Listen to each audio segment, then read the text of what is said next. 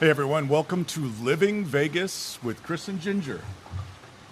Our first podcast. Is this exciting? This is our first podcast, and this is exciting.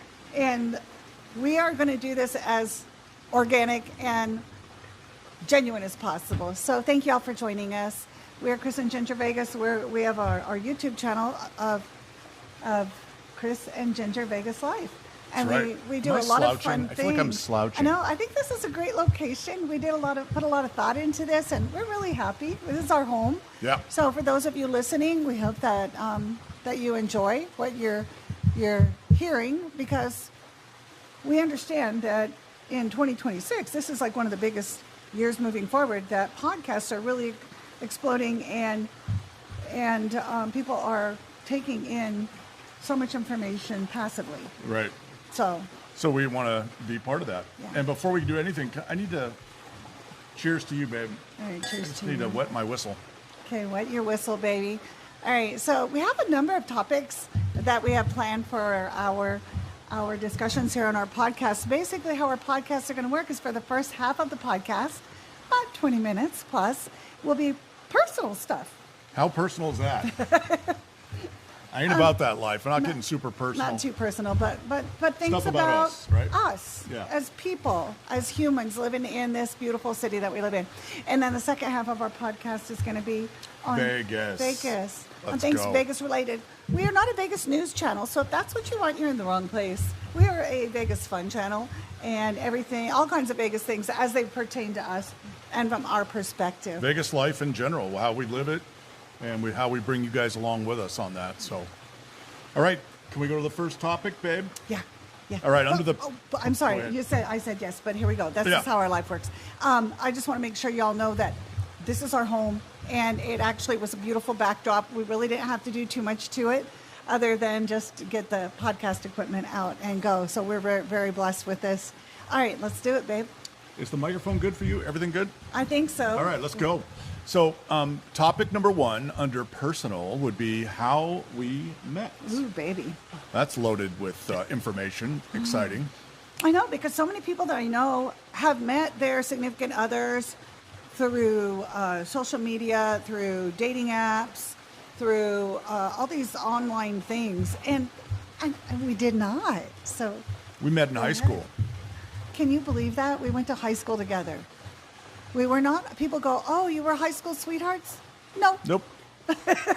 She was in the same geometry class. So I'm really not fond of math. I don't like it. I'm not great at it. Math is hard. Yeah, math is hard. We Yeah. say it all the time. I'm good with statistics, but math in general, not so much. So I put off taking my geometry class, which is a requirement to graduate, until my senior year. So there I am, this senior who, I had a full beard at 16 years old. What nickname did they give you, babe? Caveman. And I had a very hairy chest, and I was basically a beast. And so here I am looking like I'm 30, and Ginger's a sophomore in the same class. And she's like doing this on the backstroke. It's like, oh yeah, let me just do this equation and do that. And our teacher was particularly cruel because he'd have us solve the problems on the white. It wasn't a whiteboard; it was a chalkboard. That's how old we are. And so I'm having to go up there with my long hair and my Letterman's jacket and my beard, and I'm supposed to solve this thing. And I could hear Ginger in the back with her girlfriend just giggling, just giggling at my inability to solve so it was great. It was great I think humiliation. we all kind of laughed at each other, and honestly, school back then was just a whole nother world. Yeah. For you youngins, chalkboards that were just hard enough in and of themselves, with a dang piece of chalk and a big old green board that you have to write on, let alone having to solve a word problem mathematically in front of your peers. Yeah, It's the worst. It's the worst. But this man was very fortunate to have a Letterman jacket on, so he looked really cool because he was a really big athlete. He was not only captain of the football team, but he was, lettering in anything he looked at, it seemed like. Cross country. I'm sorry, not cross country. Track team, captain of the track team, and he ended up, being a world-class athlete and Okay, that's enough All-American about it. athlete. Okay, I brag I about was my athlete husband. of the year in my high school. But though. That's back why to I was high proud school, of though, that. yeah, he was very successful. Okay, and I was just a little nerdy 10th grader, and but he saw me and I saw him, and I have recall of a man in a Letterman jacket swooshing his hair and I was swoosh technically back. a boy because I wasn't even 18 years old yet, so I'm not a man, even though I looked like I was You 30. were pretty cute. And you were adorable. I just remember your dimples. She had these adorable dimples. Her hair was more curly back then. That's because of the living closer to the ocean. Yeah. When I'm closer to the ocean, my hair naturally curls a lot. But she was very striking, very attractive, but I was too busy dating, all the older girls. She dated every girl in in his class, I believe. Not everyone. A but lot of them, though. many of them, But that's yeah. okay. It's okay, baby. I love you for who you are. Thank you. And I wouldn't change a thing. And I believe it was all planned out that way. So. So it was fun in high Yeah, school. so high school was very, very fun. Okay, so then we fast forward to 2010, and we both have our families and our kids and all this stuff, and life is wonderful, and social media really takes the wave over the world, and everybody reconnects with people in high school and whatnot.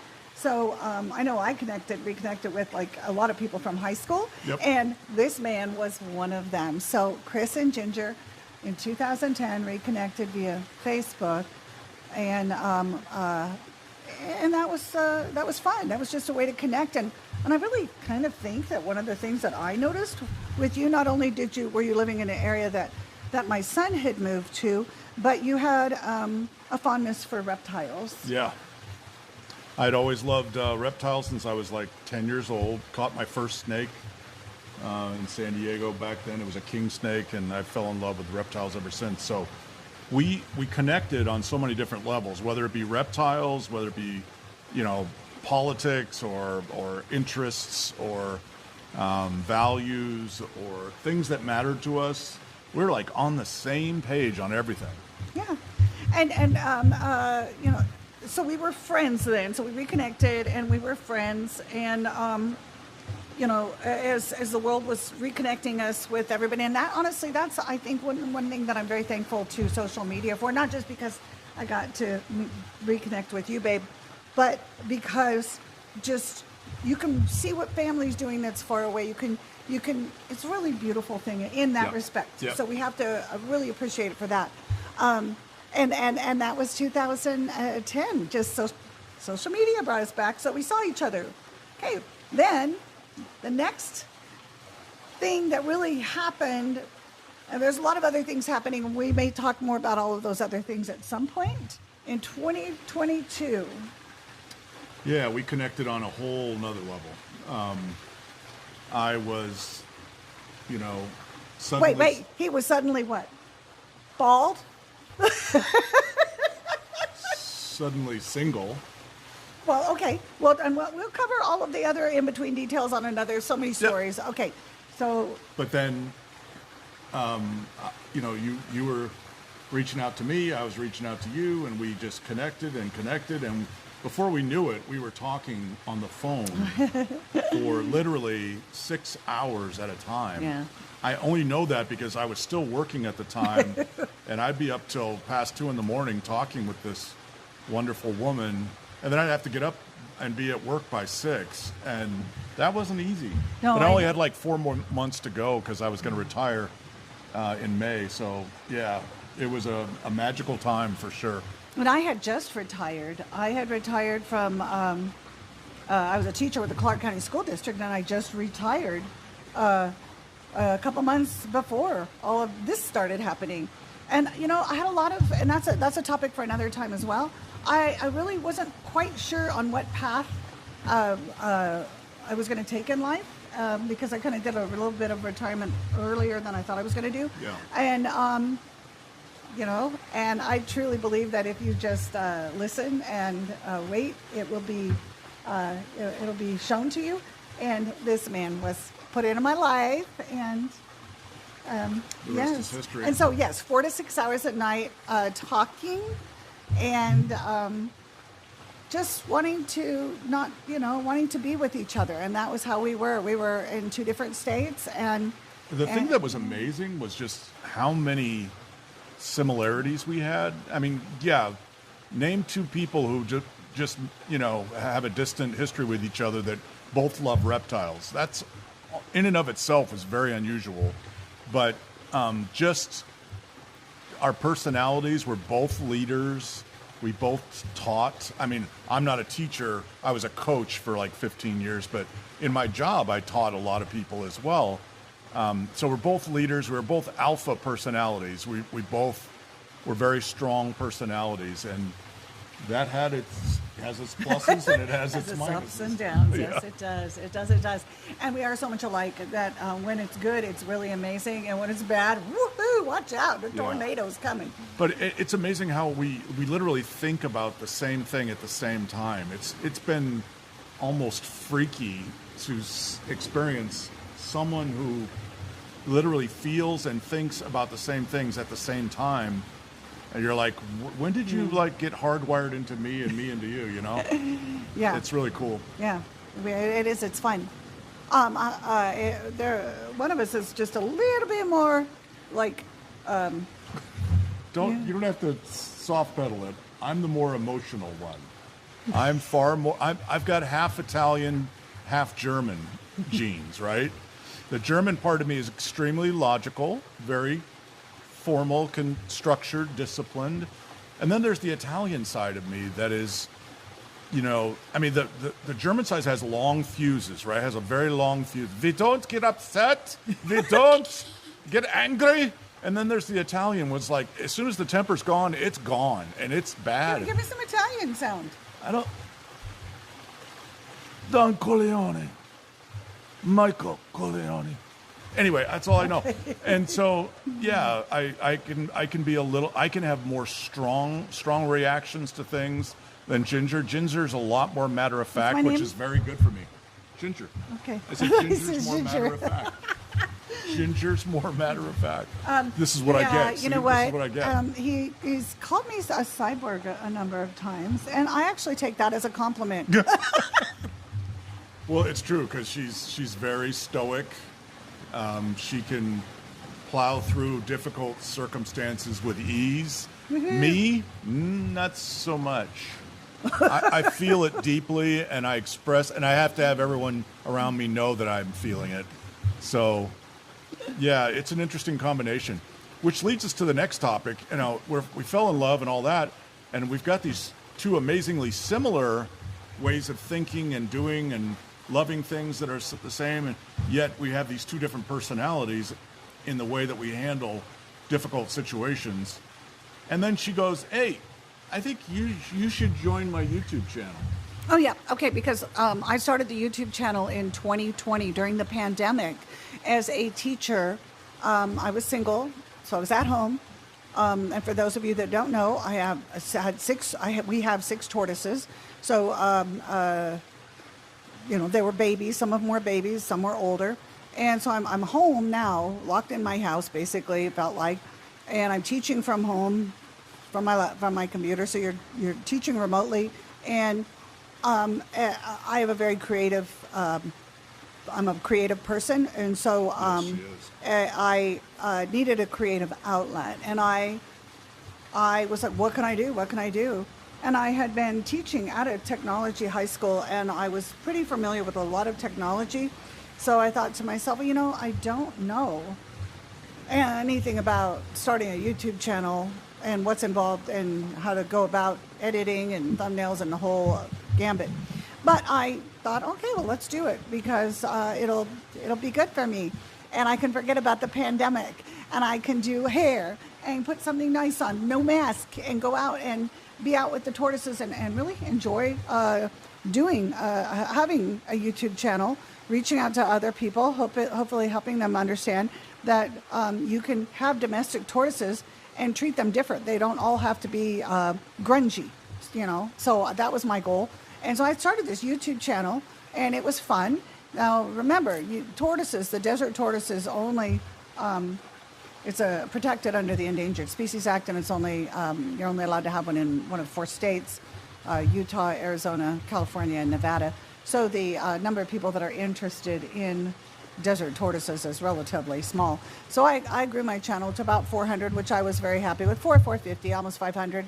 And then Subscribers. I'm sorry, what did I say? Just the number. Oh, subscribers. That's how many subscribers I had. It was about that many subscribers. And I we were just coming out of the pandemic. So in my mind, I created a channel with the name of Ginger Vegas so that once we came out of the pandemic, believing that we would someday come out of it and hoping that things would return somewhat to normal and that maybe Ginger Vegas could be Ginger Vegas out and about. All right, so that was what I had envisioned, and I was wanting to go in that direction. And then this man came into my life, and honestly, I think I envisioned for my retirement for me to play poker and just kind of go out and about and just kind of do whatever Ginger wanted to do. And then I fell in love with this wonderful, amazing man. And I'm like, well, this kind of changes things. Things are going to change. Either I won't be doing the YouTube channel or going to do very little of it. Or maybe if I ask him the right way, he'll say yes. You know, it's almost like a man asking a woman to marry her. It's like, I have to ask this man, would you like to do YouTube with me? And we were driving a long distance drive, 11-hour drive to Colorado. And how did that go, babe? Well, I mean, you got the backdrop on this conversation was I had just months before become free. And I mean free of my work. I retired in May of 22, and the experience of being free to sleep in, to have no schedule, to do whatever I want. And I mean, coming to Vegas was always one of my favorite things to do vacation-wise. So I'm in this mode of let's do everything I want to do and not have a schedule, not be committed. And then here comes this YouTube question, which sounded immediately to me like work. And I'm like, no, not work. I don't want to be committed. I don't want to have a schedule. I don't want to have to live up to a deadline or all the things that I've been doing for over 40 years and doing really well, but it came at a cost. So I was really at a point where I just wanted to relax. I wanted to recover. I wanted to have fun with life. And okay, so with that said, he he didn't like think about it. He just said, "No, that sounds like work." You were very relentless. You were like, "No, I'm not going to do that. That sounds like work. I don't want to work anymore." And I was like, "Okay, all right." But there were a few things, guys, that I have learned about this man. One being, when he says no, you just got to like give him a little space, and he will, I want to say 95% of the time, he will say, you know what, let's revisit that. That might work. That might be a good idea. Let's talk more about that. Wait, are you talking about me? That almost sounds like a reasonable person. You're talking about me. Somebody that shuts me down immediately on every topic I bring up, and then minutes later say, well, okay, what does that look like to you? Yeah, it's almost reflexive. I just instantly say no, and then I realize, that's not a really good thing to do to your spouse, to always say no. Maybe you should just say maybe. Maybe you should ponder it a little bit and come back with a yes. So I've been trying to work on that. Yeah, and you've been doing a really great job, babe, so thank you. So we made it through. Those were rather long drives, and eventually I said yes. And he said yes. Not yes to the dress, but yes to the YouTube. And so I was super, super happy. And so then I was like, it kind of all happened at the same time, because after the long YouTube discussion and me asking him and if he would be Kris Vegas, and then he magically proposed to me and asked me to take his name. And so I asked him to take my name. So we took each other's names. We married each other. I married this man. I'm not married to YouTube, however. I'm married to you. And you, but you married Ginger Vegas. I did. So thank you. I'm married to Ginger Vegas, not to YouTube. But No. I'm very committed to YouTube because everything I've ever done in my life, when I commit, I give everything I've got, which is what this fine woman has done her whole life, and then some. Okay, and Kris has many accomplishments, and we'll talk about those. Yeah, we will talk about our accomplishments at another time because we're trying to stay on task, and we want to get through our personal segment of this fun living Vegas with Kris and Ginger. This is our personal segment, so let's finish this up. Well, I think that was a hint for me to not wander across other boundaries. So yeah, we got married in 2023. We took each other's names. Got married at the Mandalay Bay. It was beautiful. Oh my gosh, that was just so What about the proposal, absolutely incredible. The What about the proposal? proposal, I can't roll- the proposal. Okay, let me see how much time have we been going on this. Looks like we've been going about 22 minutes. Okay, okay, it was Kris's birthday, and we're Kris and Ginger Vegas, and for his birthday, he said he wanted to go to Prime Steakhouse, right?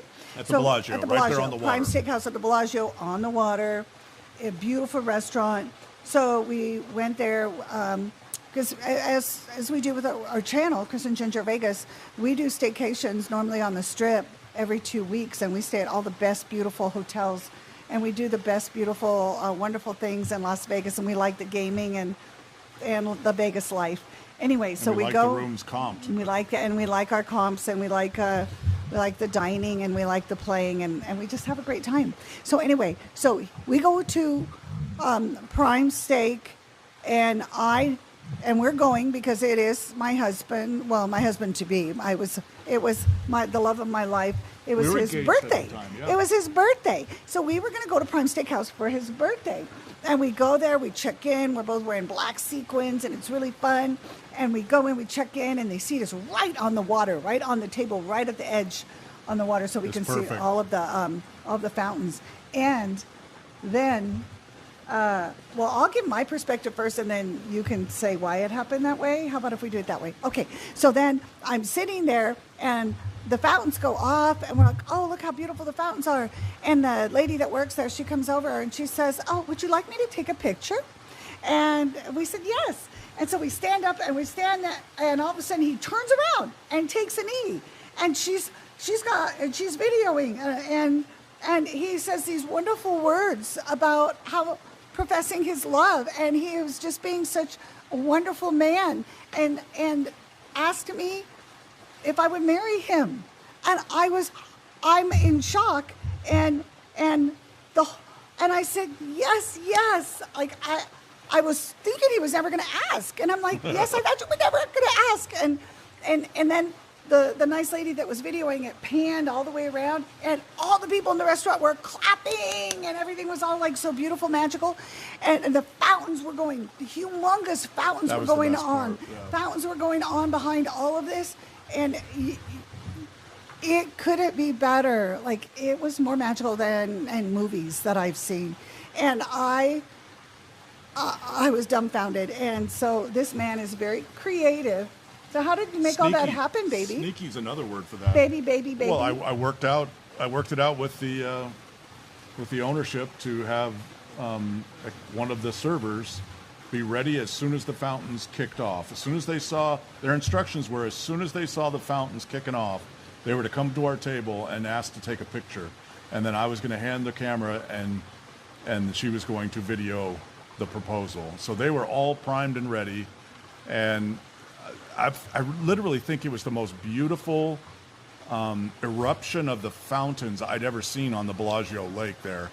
It really was perfect, and they kept going off while I was talking and while I was on my knee, and I was so proud of myself. I got up from one knee without even having a problem and gave her a kiss and sealed the deal, and it was perfect because she did not expect the thing, and I had perfect cover with my birthday being the reason for it all. And it worked out perfect. And you can see that short on YouTube. Yeah, you can see we have a full video and we have a short on the wedding and on the proposal. one interesting thing, I can't remember, we were walking through, I think it was just the Bellagio shops. We were coming back on the strip and from the strip, and a group of like 3-4 young men, they stopped and they were like, dude, like they stopped Kris, they were like, dude, you're the man that did the proposal last night at the Prime Steakhouse. Where aren't you? And they were like, oh my gosh, you inspired us. You are such a stud. You're so that's so amazing. That's how it's supposed to happen. Yeah, and perfect. I love that you were a role model. Like just right there, being you. I don't know You if were any a of them will role be wearing rhinestones or sparkles or anything, but you got to be a real man to be comfortable with that. Baby, you are my peacock. Yes. And all right, so So the next thing. yeah, so that was in 2023, and so here we have a YouTube channel. We're married. We're in full go mode, and we sell both of our homes, and then we buy a home together, and we find this beautiful home. But that's a story in and of itself. This could take forever. But there were 3 things that were important to me. There were the 3 main things that were important to me in buying a house: pool. The house, I want to have a nice pool. I want to have a view of the city, a city view, not just the mountains, but a city view, and a place for our tortoises. Tortoises are large reptiles They that need take a room lot to of roam. space. They got to roam around. And if you have a pool, you cannot have the tortoises by the pool, so you have to have enough space that you have a space for both. So that's why, and that's kind of asking a lot. That's why I had to build the Great Wall of Tortoise. Yeah. But those 3 things were really asking, what is that what was important to you, Yeah, Dave? I mean, view was the number one thing. Having it be one level was important. Having a pool was very Oh, important. yeah, single level. Yeah. And so when we got here and we saw the pool, when I went up to the view, I was sold at that point. I saw the view, I was like, oh my gosh. Yeah. I'm done. And we love this house for a lot of reasons, but yes, the most incredible view is in the backyard from the top level of our backyard. But there's also a view from the front yard, Right, baby. both And even front from and the back. living room, the pool table area. 4th of July, we could see fireworks from all across the city, all through the valley. It was amazing. But my point is, from the front of the house, we can see the city as well. Front or the back. I prefer the back view because it's a little more elevated, but both of them are really good. So we found our dream home and our first Halloween. It's our dream house. Yep. And we were Ken and Barbie. It was awesome. And it was I got to have hair, and it was and a big fur coat. Again, you can find that video on YouTube. But it was the Casa de... Oh, yeah, what did he call that? I can't remember. You can tell that, and this is all very just from the heart. I didn't know you were going to go Casa, into full Halloween mode. it was Casa de Mojo Dojo Casa House. Mojo Dojo Casa House. This is your Wow. Mojo Dojo. Where did you dig that Baby, out of? it's your Mojo Dojo Casa House. It's a Ken thing. You say it. No, you already said it. It's Mojo Dojo Casa House. Yeah, but Barbie can't say it. Yeah, sure she can. All right. All right. Anyway, it was fun. All right, are we going to move on to Vegas topics? Yeah. So okay, that's our personal topic. So in these podcasts, we are going to have about 30 minutes of a topic. Could be anything. It could be they're very random, basic things that pretty much anybody hopefully can relate to as humans. Like we go through these things in life.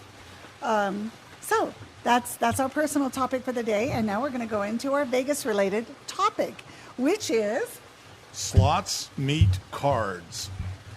I have been coming to Vegas, like I mentioned before, for many, many years on vacations, and I'm a slot player. I love to play slots. Never really played hot and heavy, big bankroll or any of that. I would play enough to win a bunch and put that in my Vegas fund and then leave with some winnings and come back, a few months later and play again. And so it's just kind of an occasional thing. But so I've always loved slots. Never been a card guy because it felt like work to me. It was like mental. There's like counting and math, and that's stressful. And then the rules. Hey, if you're on this position in blackjack, you could screw it up for the whole table. And then if you look at your phone, you get in trouble. It's like, why would I spend money for all of that? It's painful. Okay, so my husband loves his slots, and I have lived in this city for 100 years. a long time. So for over 38, 39 years, so almost 40 years. I never cared about slots at all, not at all. But I loved cards. I grew up in a card-playing family where we would play cards for fun. You know, everything from spades, hearts, a lot of different names for all these different card games, but we liked cards. And my grandpa taught me to play 7-card stud as a young girl and 5-card draw. And so I liked poker. I liked cards. And so I didn't have an opportunity to really play a lot when I first moved here and I was raising my son. It wasn't something that I wanted to do. It wasn't an important thing to me. I was a teacher. I was working and raising a child. But then as I started to have more free time, then I was like, okay, well, let's, and poker started getting really big around 2000. And I was like, yeah, let me check this out. And the early 2000s. And so, you know, so it was like the big wave of WSOP and all the fun poker stuff. And I had some friends that liked blackjack and pai gow. So I would go out and play blackjack, pai gow just as a social thing. Then I started kind of playing some poker tournaments because I really love the tournaments because I am a competitor and I love to win. Winning is fun. It's not about winning the hand, it's winning the tournament. So it's, you know, tournament poker is similar. It's the same concept basically as cash games, but tournament poker is a different animal, and it is what I love. So anyway, that person met this person and fell in love with this person. And I was like, oh my gosh, I have always avoided slots, and now this man wants me to play slots with him. And We actually started out, though, you playing blackjack. We'd go to the casino. Oh, yeah, that's right. You'd sit at the blackjack table. I'd kiss you goodbye, and then I'd go play my slots. Oh my gosh, at the and then I'd come back. Luxor. Yeah, and I'd come back with different tickets, like I won big or whatever. Yeah, at the Luxor. Oh my gosh, we were at the Luxor. This is before we were married, and yeah, he would kiss me. I would be at the blackjack table. I said, I'm going to go play slots. When he would play slots, he would leave like every 10, 15 minutes. He'd come back and check on me. Hi, how's it going? What happened to me? Okay. And then he would go again. All of a sudden, we're at the Luxor, and it goes like 30 minutes. And I'm like, where's my husband? Where's my boyfriend? You're my boyfriend then, babe. Yep. And I'm like, where is he? He's not coming to check on me. And all of a sudden, he shows up with over $10,000 in cash and says, 12,000. It was 12,000, over 12,000 in hard, cold cash. And he shows it to me in a big old chunk of wad of money and says, look what I won. And I was like, what? I couldn't call her because my phone had died. Yeah. It was like the only time that's ever happened. But Yeah, so what, you just won at a machine? What happened? oh, I played a top dollar machine in the high limit room. It was a $5 machine. It required 3 credits, so $15 investment. I put $100 in, but one pull, $15, hit the top payout. 3 triple diamond symbols, 12,000. I think 12,500 was the payout, and I couldn't believe it. No lights went off, no sounds were made. It was just, I see that I've got it, and this slot tech comes over from the high limit room and goes, oh, congratulations, you just won $12,500. I went, what?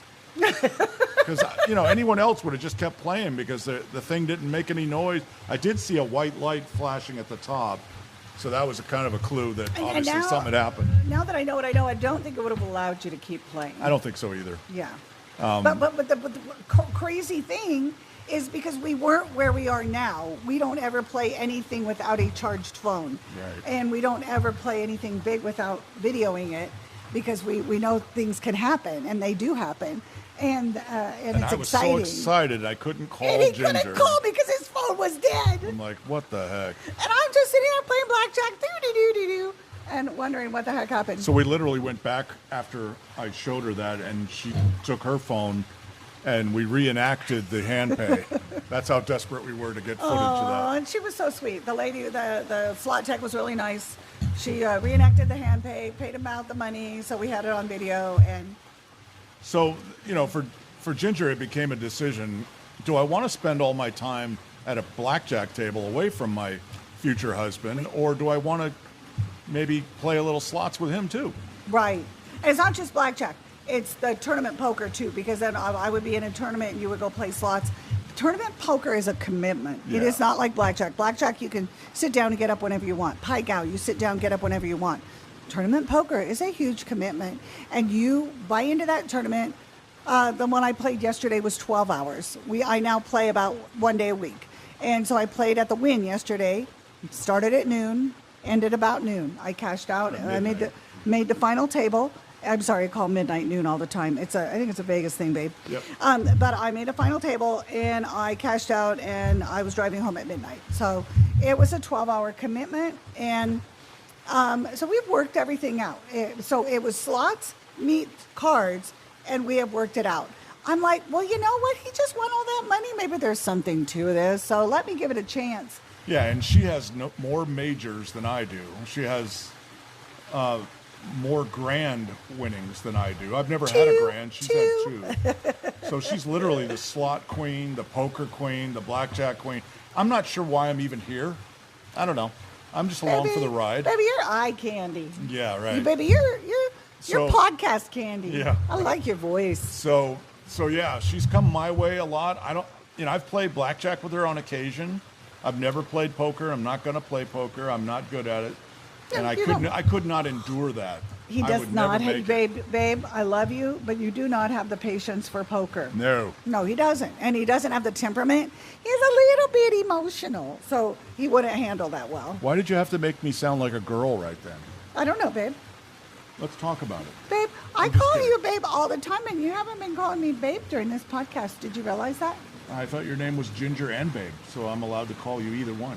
No, I'm just saying. I just noticed it. That was all. We normally call each other babe. And I'm babing from now on. I will be babing till, yeah. How you doing, babe? Help. No, I'm good.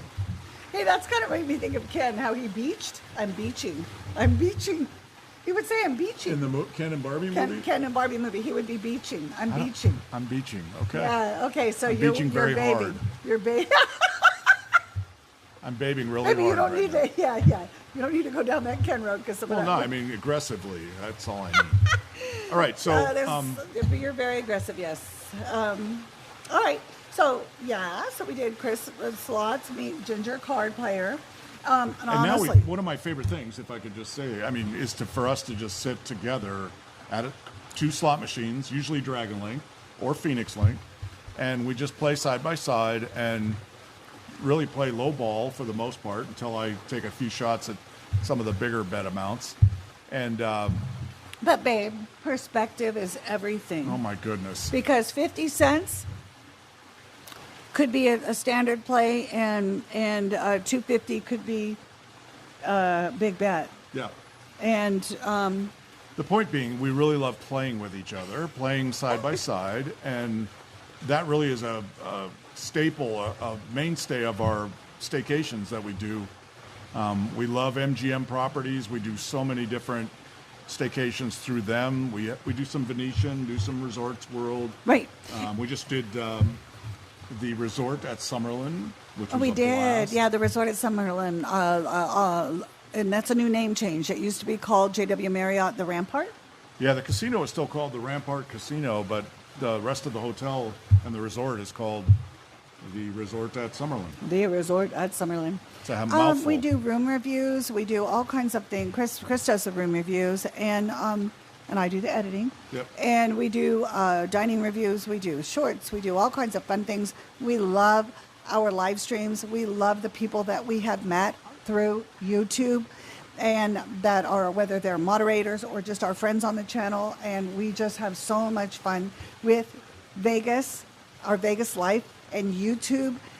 I think we'd be having a wonderful time even if we didn't have YouTube. It's just a YouTube outlet allows us to share more. Yeah, and I think the sharing makes it more fun. Right, and I think that's where that dovetails into what we're doing here. Why podcasting? Well, podcasting is a great chance for us to bridge all the ways that we can't connect with you guys, meaning you know, when you do a room review, you're talking about a room. When you're doing a restaurant review, you're talking about that. Or you're filming slot play or blackjack or whatever we're doing, you don't really get to know who is Kris and Ginger Vegas. And that's what we hope to accomplish here, give you a little bit more of who we are, what makes us tick, what we love to do, what we don't love to do, maybe our insights and our knowledge of having lived here, mainly Ginger having lived here for over 38 years. And we're hoping this is interesting content for you, and hopefully you get to know us better. I think that's wonderful. And babe, I've lived here over 38 years, nearly 40 years, but that doesn't mean that I know, like, this is a funny thing, guys, is people would say, oh, you live in Las Vegas. That must be exciting. You know, all the shows and this and that. I said, no, I don't live on the Strip. I don't live in a casino. I have a house and I live in the city of Las Vegas, and I have a normal life and a normal job. Go to normal grocery stores, live a normal life, go to normal movie theaters, all that stuff. You never go to the grocery store. I do. We'll talk that's about another that topic later. Yeah, that's a fun topic. Okay, so I'm like, I don't live in casinos. And the funny thing, and this is a topic for later also, is our life is so heavy in casino life that now we do actually live a percentage of our life in casinos, and we love it. About 100 nights a year, we're in a casino. Well, there we go. We'll revisit those stats in some other topic. Almost a third of the year. So when you think about it. Yeah. So every month, every month we spend at least a week, because we split it in two in casinos. So I was going to say at least a quarter of our lives. We have a beautiful home, and I love our home. Somewhere between a quarter and a third. There's math in there, so I don't really know. But the thing about slots is I have learned a lot about slots, and there are a lot of really cool facts that go along with that. So we will talk more about slots. We have a lot of slot videos, because as much as I have a passion for cards, which I truly do, and trust me, when WSOP hits here, that's like a hard season for me. There are other times that there are a lot of poker is going on, whether it's a WPT or some different circuit events. They're very exciting, and I want to play in them. But I think it's really important to have balance in your life, and I decided a long time ago, 2022, that this man was going to be more important than poker was. Yay. So I love poker. Don't get me wrong. I love poker, but I love this man. I'm better than poker. Yeah, and write that down. And for us to be able to play our slots next to each other, like he was saying, is really exciting. But then, as we've been playing through the years, we do. That's why I say perspective is everything in life. We do start playing higher. And so sometimes $2.50 to $5 is an average bet. And so depending, everything in our life, and this probably is, I'm jumping ahead on this one, everything in our life is shared because we are married, except our bankrolls. Our gaming bankrolls are our own. And for the record, her bankroll's way bigger than mine right now. Only right now. But she shared a bunch of her latest grand winnings with me. She's very, very generous, and I try to be generous too. You are very generous. We help each other out when we need extra cash, and it's really fun. And keeping all of that in check, and gaming and understanding disciplined and responsible gaming, that's a whole nother podcast. That's a whole other topic. And we look forward to sharing that with you guys. I think that we shared a lot in how we became us and all of this. And this is an important thing, an important foundation for us. And then we're going to just keep sharing, because we have lots of sharing. And we'll do some polls out on our YouTube channel to see what kind of stuff you want to hear. We have a long list of things that are both personal, and as well as a long list of things that are Vegas related. And thank you guys for joining us. Yeah, thank you, babe. I said babe. Babe, you said thank you. All right, my husband is really awesome. Look forward to doing many more. Thanks for joining us. Living Vegas with Kris and Ginger Vegas. Thank you, guys. Over and out. Over and out.